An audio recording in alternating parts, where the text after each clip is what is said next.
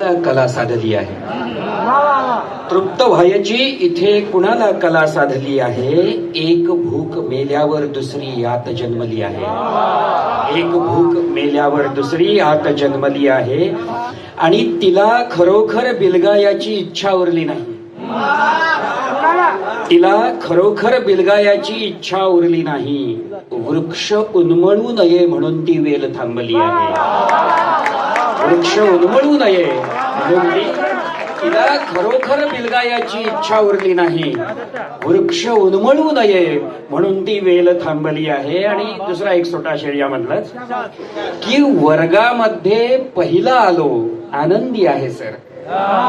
वर्गामध्ये पहिला आलो आनंदी आहे सर. आई नाही मीच स्वतःची दृष्ट काढली आहे. आई नाही मीच स्वतःची. वर्गामध्ये पहिला आलो आनंदी आहे सर. आई नाही मीच स्वतःची दृष्ट काढली आहे. आणि एक छोटीशी गझल वाचतो. कधीही पांगळे नाते पुढे खेचायचे नसते. कधीही पांगळे नाते पुढे खेचायचे नसते. बरोबर न्यायाचे माणूस कलेवर न्यायाचे नसते.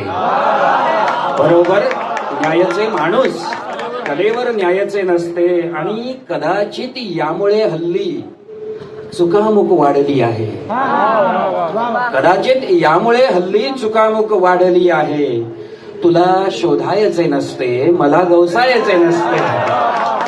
तुला शोधायचे नसते मला गवसायचे नसते. आणि सईंची पाखरे येता मनाचे झाड किलबिलते.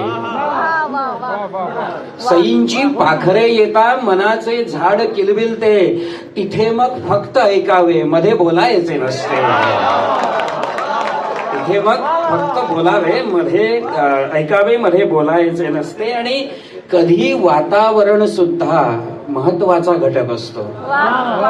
कधी वातावरण सुद्धा महत्वाचा घटक असतो. सहज होऊनही जाते कधी जे व्हायचे नसते. सहज होऊनही जाते कधी जे व्हायचे नसते. आणि शेवटचा शेर छोटीशी गझल होती की म्हणाला ओंजळी मधला सुखाचा थेंब शेवटचा.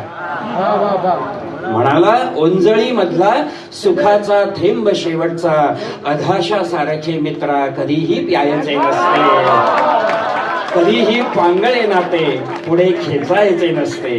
बरोबर न्यायाचे माणूस कलेवर न्यायाचे नसते. धन्यवाद.